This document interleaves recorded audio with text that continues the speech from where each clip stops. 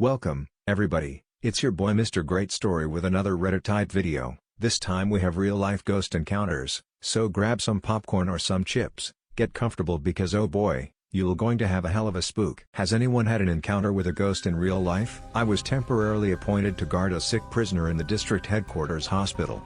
I liked this duty because it was just for 8 hours daily while my usual is 12 straight hours, and secondly it was calm and nice. I just sit there on a bench in the hospital ward and read some old newspaper or have a look-see at those nurses. Got nothing to complain about. Everything was fine and alright, except the very person I was guarding. The old patient. He was tall and thin, old, and feeble. I don't know what was he diagnosed with, but he was just a skeleton underneath the skin. Big bald head, eyes popped out the sockets, mouth wide open. It was a torture to witness him taking vaccines. No muscle at all on limbs or butt cheeks. He was indeed enduring the worst phase of his life. You'd never find him asleep. Strangely, I never felt that pity or sadness for him, which I usually would for others. He was something else. I used to think while looking at him, he's not here, he is not looking at this front wall but some other realm waiting for his acceptance or approval. He's damned and cursed. I know this sounds strange. There was something astoundingly creepy about him, I am telling you. Anyway, I used to sit beside this man for 8 hours from 4 p.m. till midnight. He would not move or talk to anyone. He wouldn't feel anything, he wouldn't look around at all. Just a straight constant gaze on the front wall. It was my 4th day there. I was tired and filled with boredom, waiting for the next guard as the clock was saying 12 a.m. There were complete silence and inactivity in the ward. To kill the boredom, I picked a magazine and tried reading it again. Barely a few minutes passed and I felt sudden discomfort of some sort. I raised my head and found that the old man's head is turned towards me and he's staring at me. I cannot explain the uneasiness it caused. Our distance was barely 3 feet as I was sitting on a bench right beside his bed. A straight and uninterrupted gaze like he's looking into my soul for a change. I gathered some courage and looked at him like we were into Who Blink's first challenge. I failed, of course. Soon my colleague appeared. I sincerely thanked God. We talked briefly and I handed over my rifle and log register. Next thing, I was out of the hospital, took a cab, and went home. It must be around 1 a.m. when I reached my neighborhood. From there I had to walk on foot as the streets are too narrow for vehicles. It is a 10 minutes walk to home. It's a routine for me to come home really late at night. I was walking calmly on desolated streets, packing a 30-calories sidearm. I don't remember, but I must be thinking about my online activity for the next few hours. I was single back then and lived with my parents. Finally I reached the street where my home is situated on the very end. What irritated me the most about this street was that nobody would turn on their outdoor bulbs except my mother, for me. It's a long and closed street and without any light it gets really dark. So yeah, our neighbors were cheap that way. On the very end, a light bulb outside my home was lit. Whenever entering my street, I automatically get a little cautious but calm down after finding nobody in the street. I heard of a few robbery incidents previously, so you can understand the reason. But that night, as I was entering, I saw somebody right in middle of street. I slowed down a little to observe. He was around 40 yards ahead, walking real slow, leaned heavily on the right side in a funny stance. He was in the darkness as the only lit bulb was on the end outside my door. He isn't a robber or a thief. My mind told me. I never halted but walked slowly towards him. It was just a matter of seconds for me to cross beside him and get to look at him clearly. Suddenly something snapped inside me. Something started screaming so loud in my head, for there's danger ahead. I am in danger. Who are you? I yelled loudly. And that's exactly when I was right upon him. I saw him. I saw his face. May Lord have mercy. That was the very same, very real, sick old prisoner I left in the hospital an hour ago. Leaned to the right side, wearing the same gown, barefoot. He was looking at me as I passed by him. He turned around slowly and walked to me. I can't control the shiver even at this minute of writing. I did not run, but I walked super fast and reached my home. Rang the bell furiously and prayed to God that my father gets the door as soon as he usually gets. I kept pressing the doorbell while staring at that man approaching me. Slowly. What is going to happen if he comes near me? Should I shout or attack him? I cannot let this incident be an embarrassment for me. Nobody should know I just got scared of something. Thankfully my father opened the door. Before going inside, I looked back. Nope. There was nobody in the street. My father went back to his room without noticing my sweat or tremble. Maybe I did well calming down myself. I went to my room, changed my uniform, and sat on a sofa. Thought about what just happened. This room has a door and a window that opens towards the street as well. I did not see a ghost. No.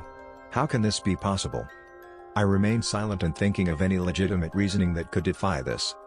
Next thing I notice, somebody is in the street, right outside my window. I heard lamenting and low pitch. I heard footsteps. A legit shiver ran through my spine. I am experiencing paranormal activity. There is a ghost outside my window. I didn't run to another room, I just sat there, leaned my head, and closed my eyes to concentrate on the words he was mumbling. I couldn't understand. But I can tell you. He was mourning, expressing his grief, and then it stopped. No sound of any kind. I could feel that nobody is outside my home now. And then it struck me. Why don't I call the goddamned hospital? I should talk to my colleague to ask how is our patient doing. I picked my mobile and, lo and behold, an SMS from the same colleague had arrived half an hour ago, saying, "Neiman, don't come for hospital duty tomorrow. Sick prisoner died shortly after you left. I am going home too. Let's take a day off and we'll report back to police station together." No matter how good I spin this to convince myself it wasn't paranormal, I fail. Because I saw him. It was him, this sick prisoner. But I don't believe in ghosts.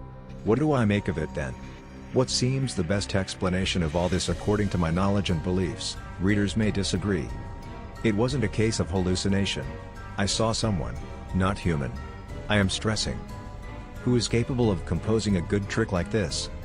Who could carry such a tremendous sinister and negative energy, is supernatural, can adopt any shape or form, and can feel free to put out one hell of a show like this just for kicks and giggles?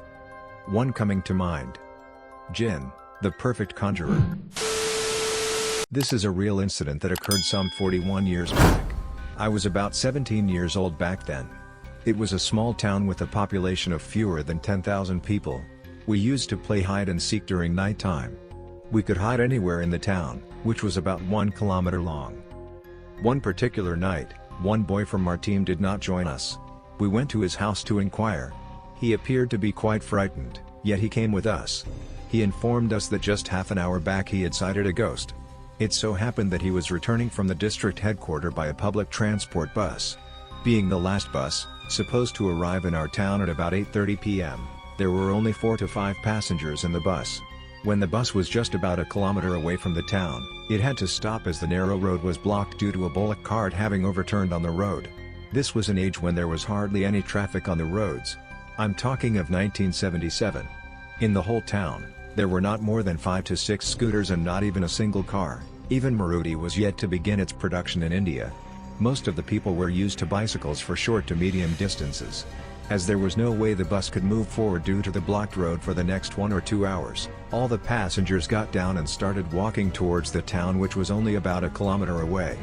Just near the place where the bus had stopped, there was a cremation ground. It was near this cremation ground that this boy apparently saw a ghost, whose bones were shining, with no flesh or body and no clothes on. This boy got so frightened that he immediately ran away from there and stopped only when he arrived at his home. I had become an atheist at the age of 13 years and had slowly developed scientific temperament. So, I did not believe in ghosts or any other supernatural powers. After listening to the story, I challenged him, saying that there are no ghosts in real life and that he might have seen something else, or there might have been some illusion. However, other boys in the group also supported him. I tried giving an example of our chemistry teacher narrating as to how when you apply phosphorus on black cloth, it would shine while the black cloth would not be visible during night time, and that it was possible to apply phosphorus on the black cloth so as to make it appear like bones of a ghost. However, other boys did not agree with me and challenged me to go in the cremation ground myself and prove that there were no ghosts. I accepted the challenge. But, because no other boys were willing to come with me to or inside the cremation ground, so how do we confirm as to whether I had actually gone inside the cremation ground? So, we made a plan. It was decided that I would have to go to the cremation ground past midnight on a day when there is a death in the town. It was believed that when a dead body is set on fire in the cremation ground, for 2 to 3 days, the person who died roams around that place like a ghost. Therefore, there were more chances of there being ghosts on that day. It was further decided that in the evening a notebook would be kept in the cremation ground. containing signatures of all the boys in the team, and I had to bring back the notebook after visiting the cremation ground past midnight. This was just to confirm my visit so that I could not bluff. Further, an old shirt would be given to me which I had to keep near the burnt dead body in the cremation ground at the time of my visit. This was to doubly confirm my visit. A day came soon within a fortnight, when there was an unfortunate death in the town. The dead body was set on fire in the cremation ground. At about 6 p.m., all our team members went there and hid a notebook with signatures of all boys almost in the middle of the cremation ground. All of us came back. At that time, the half-burnt dead body was unattended because usually people return after some time after cremating the dead body. Being a small town, there was no attendant in the cremation ground. It was in the open field, about 1 kilometer from the town and about 100 meters off the road. As planned, all our team members assembled in the town and played our usual hide-and-seek game at night time. Past midnight, they accompanied me till the end of the town. Being scared, also because they fully believed in ghosts, they did not want to accompany me any further. This was my challenge now. So, I started walking alone towards the cremation ground, which was about 1 kilometer away. I had a small torch in my hand and also a stick, to take care of snakes or any other emergency, and also the old shirt handed over to me by one of the boys which were to be kept by me near the burnt dead body in the cremation ground. It took me just about 10 minutes to reach the cremation ground. As I mentioned above, it was in the open field with no boundary walls. It was almost fully dark. I had full confidence that there could be no ghosts. However, there could be other risks such as snakes or animals. There was a theoretical possibility that my friends could stage some drama to frighten me, like using phosphorus on some black cloth. However, I fully believed that none of my friends had the courage to go near the cremation ground at night time. Yet, there was a possibility of them having hidden something during the daytime to frighten me. Therefore, I took cautious steps while entering the cremation ground. And, there I was. In the middle of the cremation ground. No ghosts were to be found there. And, there was a deafening silence. With the help of the torch, I could locate the notebook that was hidden by us during the daytime. Thereafter, I walked towards the burnt dead body, which was only about 15 to 20 meters away from there. I waited there for 2 to 3 minutes. I kept the old shirt about 6 to 7 feet away from the burnt dead body. The dead body had been completely burnt by then. Yet, there was a little fire and some smoke coming out of that place. I stood there for about 2 to 3 more minutes, though with full caution. And, then, I turned around. No ghosts yet. The return journey took me comparatively less time. My friends were taken aback when they saw me coming back. Perhaps, they did not expect me to come back alive or in one piece. Early morning, the next day, they got the confirmation by finding the old shirt at the designated place. Yet, they were not convinced. Some of them felt that the ghost might have gone somewhere else due to which I could not see it. A few years after this incident, I had accepted another challenge. Of staying in an abandoned house said to be infested by ghosts. For 36 hours.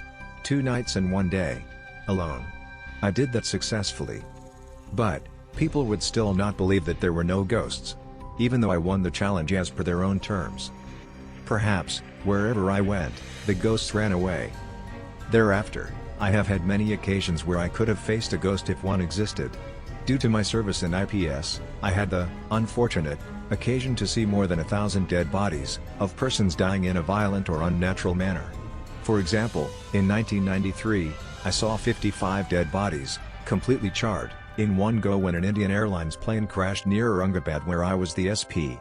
As I was in the nearby vicinity at the time of the accident, I was one of the first 4 to 5 persons who reached the spot, in an agricultural field off the road, with burning aircraft and with burning bodies inside it. While some of the surviving passengers were nearby who had jumped out of it, there were 63 surviving passengers.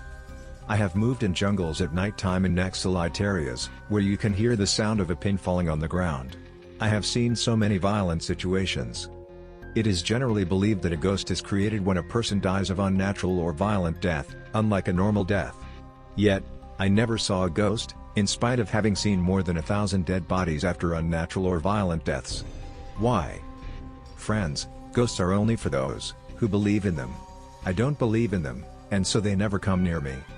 Do you get the message? There are no ghosts in real life. Ghosts are only in your own mind.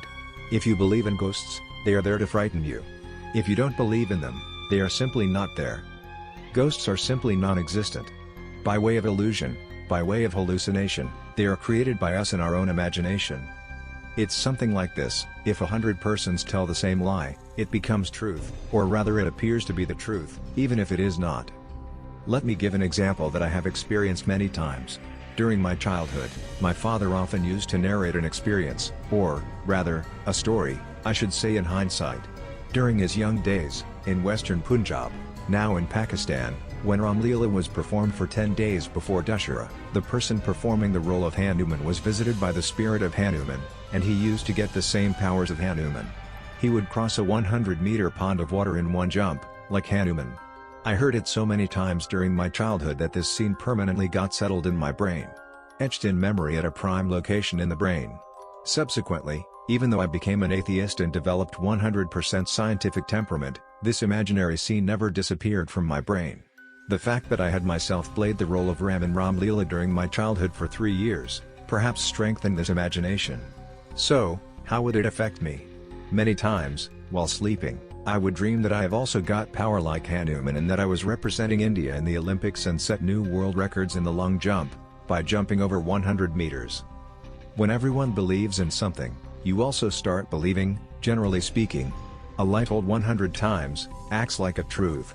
Certain things told to us repeatedly, especially during our childhood, take such deep roots at prime locations in our brain that it is not possible to remove them from there so easily. Ghosts are something similar. They are in our brains, not in real life. So, my apologies if I have disappointed you by negating the existence of ghosts. There are no ghosts in real life. P.S. I have removed the additional paragraphs that I wrote about the scientific explanation of life and consciousness, and thereby negating the existence of ghosts, as I found those contents to be making this answer unnecessarily lengthy.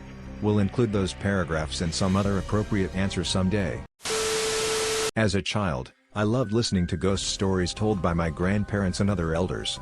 Even if I was scared, I used to stay awake late at night just to experience any ghost sightings but never actually saw anything unnatural. As I grew up, I turned into a non-believer of ghosts and someone who would never get frightened of being alone, in dark or watch/hear anything scary. Then one incident changed me. This happened when I was around 17 years old. I had gone for a vacation at my maternal uncle's place which in Gujarat. He had moved into better, bigger, railway quarters, residence for employees working in railways. We had traveled a lot in the daytime from Mumbai to Vadodara and reached his place around 10 p.m. at night. There was a balcony starting from the entrance of the home. It had a bathroom and a toilet on the left side and living room and bedrooms on the right side. Similar to the below arrangement, so, from the living room, we could easily see the balcony. Post-dinner we were just relaxing and watching TV in the living room. After some time, I saw some white misty apparition running in the balcony toward the bathroom. I first thought I was hallucinating because I was tired of the day's travel. But this happened 2 to 3 times more. I told my uncle and he said that it must be some pigeons that have their nests above the balcony. But I was sure they were not pigeons. I slept ignoring it. The next day, I completely forgot about the incident and started doing my morning chores. I went to the bathroom to take a bath. The moment I entered the bathroom, I started shivering due to fear and was constantly feeling that something bad was around. I came out of the bathroom as soon as I could and told my uncle and mom. They again consoled me saying there was nothing to be worried about, etc. Me, being a bold and unfearful girl, my mom sensed something wrong. Throughout my 5-day stay there, these things continued. Seeing apparitions near the balcony and shivering inside the bathroom. I was also getting scared around other places in his house. One such place was the bookshelf inside the bedroom where I always got scared like crazy. I was unsure why it was happening to me. The questions were still unanswered for 2 years. After 2 years, my uncle shifted to another place. After meeting him, he said that the house was haunted and a lot of bad things happened there in their 2 years of stay, so eventually, they had to leave it. Apparently, the real story was, a few years back, a girl staying in the house had committed suicide. She had set herself on fire near the bookshelf in the bedroom. She ran from the balcony to bathroom, but eventually died inside the bathroom. After hearing this, I was totally freaked out. My uncle said that he did not want to spoil my stay there, so he had not told me that time. Disclaimer, judge me all you want, but this is the truth. I was in 10th grade. Place, Bhuj Kutch, Gujarat, India. Time, 11:45 p.m. It was Navratri. Navratra, Sanskrit, literally 9 nights, also spelled Navratri or Navaratri, is a 9 nights and 10 days Hindu festival, celebrated in the autumn every year. Source: Wikipedia. I am not a Garba person. Garba is the traditional dance that people enjoy during Navratri. So basically, in these 9 nights, people go out, eat, dance, and come back home. I am a big-time foodie. But I don't like Navratri much due to a few of the following reasons. 1. Unbearable crowd. 2. Police checking for driving license. I was 16 and didn't have one back then. 3. Judgmental people thinking we are out there to stare at women, which we did only at times. So here goes the plot. I took permission from my mother to have my dinner out with one of my best friends back then. She financed me with 100 Indian rupees, which was a big deal in 2009. We had our dinner and were heading back home when we saw a fleet of policemen ahead, checking for driving licenses. Now, this is when we decided to take a detour route. Basically, this route was very isolated and very less taken after 8 to 9 p.m. Budge is a small city and it closes down by 9 p.m. tops. So when we took this route, we were a bit cautious. When we are about the end of the road, there is this girl, trust me, on a dark road with no street lights and the only source of light being my two-wheeler's headlight. She was standing on the roadside, having a bright face. I have been taught by my mother to not halt at any suspicious sights, so I basically ignored her existence. There was nothing very abnormal. Suddenly, when we are just about to cross her, my friend says, "Hey, I think that girl needs some help, let's halt." I denied. He forced. In a split second, we are standing beside her. He asked, "Hey, why are you standing here on this road?" She responded, "My friend had an empty tank and had to drag the bike." To which I thought that even she could walk with him, duh. But didn't want to interfere. In fact, I was not even looking at her. Now I had this habit of whirling the keys of my two-wheeler if I stood still. I was numb, basically thinking nothing initially, but 1,000 thoughts coming into my mind. What if she is a prostitute, waiting for a new customer, or what if she is a loot? What if she shouts that we are harassing her and we end up in trouble? All these thoughts going on in my mind and none of them made me think anything ghostly. And suddenly, the key I was whirling, fell off my fingers. Sorry, I missed out on giving details about the girl. She was pretty, elder to us, mostly in her early 20s. I hadn't looked at her face for more than a fraction of a second when I had halted as my friend was the one conversing with her. She was wearing a black short kurta and a white skirt, about 3 inches above her ankle. Now, when I kneeled down to pick my keys, I saw her feet, perfect, beautiful, no need of any external beauty to be added, not even nail paint, just perfect. There was only one problem about it. It was twisted 180 degrees to the back. I have no words to describe the shiver that ran down my spine. For a split second, I froze. But I don't know how I got the strength to get up. My mind racing, I had no idea what to do. Suddenly, one idea struck me. I had a Samsung Corby text phone at that time. It came with a fake call feature. I had kept it on the toggle shortcut. It was just in case someone is boring me to my death. I had set the caller's name as Papa so that when the phone rings, I can clearly say that I have to take this. So I took my phone out, set it up, and put it back in my pocket. Within a minute, my phone rang. Fake picked it up and pretended to be sorry to be late. Now, when I turn at my friend to ask him to leave, he has a strange sparkle in his eyes, as if he has been possessed.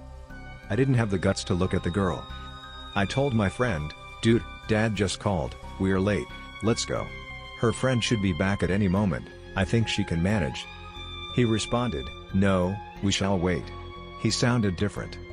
I was about to shit in my pants, but it didn't come on my face. To my luck, he was sitting on the vehicle itself all this time. This was my last chance. I turned the ignition on and accelerated. I rode a 100cc scooter at a speed of 85 km/h for the next 7 to 8 minutes. Once we reached a crowded area, I placed 2 hard slaps to my buddy. He, after being hit, says, "Whoa, WTF. Why did you hit me?" Until date, he doesn't remember this incident and doesn't believe me. He has no memory of this incident and says I'm a shitpot and a liar. This was one of the scariest moments of my life and is unforgettable. I later spoke to my mother about it and she said that the Hurl had summoned one more of her kind to take the other target. Me. As they cannot take 2 victims at a time. I was lucky. Edit 1, a guy inboxed me that I'm lying. You can downvote the answer in that case, bro. Edit 2, yes, I almost pissed in my pants and I pray to the Almighty that you never end up in a similar situation. Thanks for 2,000 plus upvotes. GJ. I was working as a CNA at a nursing home. Every lunch break, I would go out to my car and nap for about 15 minutes, I fall asleep fast. It was summer, and Missouri summers can be unbearable, so I would turn on the air conditioning. Whenever I would do this, for some reason, after about 10 to 15 minutes, my car would start knocking. It didn't do it when I was driving, I had not noticed it before. A lot of the time, it was this knocking that would wake me up in time to not oversleep my break. One day, the weather was beautiful, and the temperature was perfect, so I decided to open the windows rather than using my air conditioner while I napped. Oddly enough, I was awakened by the knocking again, only my car wasn't running. My eyes flew open and I saw this lady in a white coat, like a doctor's coat, knocking on my windshield. I didn't recognize her and figured she was one of the lead nurses on another hall than mine. When I got out of the car, I expected to see her walking across the parking lot, but she was gone. I got back to my hall and told my lead nurse what happened in case the nurse decided to tell her I was sleeping in my car on break. Near the end of my shift, my lead told me that she went to talk to the other nurses about it and none of them knew what I was talking about. I was sure she was one of the nurses there. My lead nurse asked me what the nurse looked like, so I described her, and she got this confused look on her face. Then, she got up and walked into the nurse's office. She came out with a framed group picture of the nurses that worked for the nursing home, and there was the nurse I had seen. She even had the white doctor's coat on. Only, my nurse informed me that she passed away a couple of years ago. It turned out that I wasn't the only one who claimed to see her. Then, it occurred to me that the knocking had been going on since I started taking naps out in the parking lot. I thought there was something wrong with my air conditioner, but the funny thing was, it never happened any other place besides when I was parked in the nursing home lot. Anyway, I only had a couple more days working there because I had taken another job working as a med tech at a nearby hospital. On my last day there, I bought a rose on the way in, and as I was leaving, I laid it in the grass next to my parking space. Kind of a thank you for watching out for me, and not letting me sleep over my break. This happened to me around 5 years ago when I was in Delhi. It was a Wednesday night and I got back late from the office. It was around 12:30 a.m. when I left the office. My home was around 5 km from my office. I took an auto to my home and got down at Interlock metro station. It was walking distance from there and I thought to walk as there was pin drop silence and no vehicles were running on the main road. It's very difficult to find this kind of silence in a crowded city like Delhi. It was very similar to the attached picture. I preferred to walk and enjoy the silence. Everything was good. I was enjoying my walk. There were a few people on the road too. So I reached a drainage bridge which is in Srinagar. I saw a girl sitting on the side of the bridge. I was unable to see her face, she was looking down. I thought it's late night and why is she sitting here alone, she might be in some problem. There was no one else there at that time and it was very dark, only one street light was working. I asked her if she needed any help, as it's very late and it's not safe to be at this place. Nothing was unusual about her. She was wearing normal clothes and was looking normal. When she looked at me, it was something different. There were negative vibes and feelings and I was getting uncomfortable by her looks. She was kind of crying and asked for my handkerchief. Suddenly one uncle who was coming from the opposite direction called me and asked me whom I was talking to. Me, uncle, this girl is in some problem. Uncle, which girl? I looked at the girl, but there was no one, she just disappeared. Inner me, shit, what just happened, was she a ghost? A shiver ran down my spine and I was in complete shock. Uncle, don't stay here, go to your home. Me, uncle, there is a girl here. Uncle, don't talk, first leave this place, come with me. I started walking toward my home. Uncle, did you give anything to that girl? Me, no, but she was asking for my handkerchief. I was about to give it to her but you called me and I didn't. Uncle, good. Me, why? Uncle, a girl committed suicide in this drainage, Nala, and a lot of people have seen this girl at this bridge. She asks them for the things and then follows the person. It has happened with many people. Never stop at this place in the night alone. I was shivering and walked quickly to my home. Uncle went straight to his house, he was also coming from work. I went into my building. I rang the bell and my friend Abhishek opened the door. Abhishek, bro, you are very late today. Why do you work in such a company which often asks you to stay this late? By the way, who is she with you? I was shocked and ran inside the house and asked him to close the door. Abhishek, what happened buddy? Who was she? Why did you not let her in? Me, no one. She just came to drop me. Didn't want to tell him the story as it was night and we both would have been terrified. I asked my friend to sleep in the same room that day, as I was not feeling good. I could not sleep whole night, thinking about the incident. Next morning, I told Abhishek everything. First he thought that I was joking but later realized that I was serious. Thank God, I did not see her again and nothing bad happened. I guess it was because I did not give her my handkerchief. We changed our flat and shifted to another place. Thank you for watching, I hope you enjoyed it. Be sure to let us know in the comments below.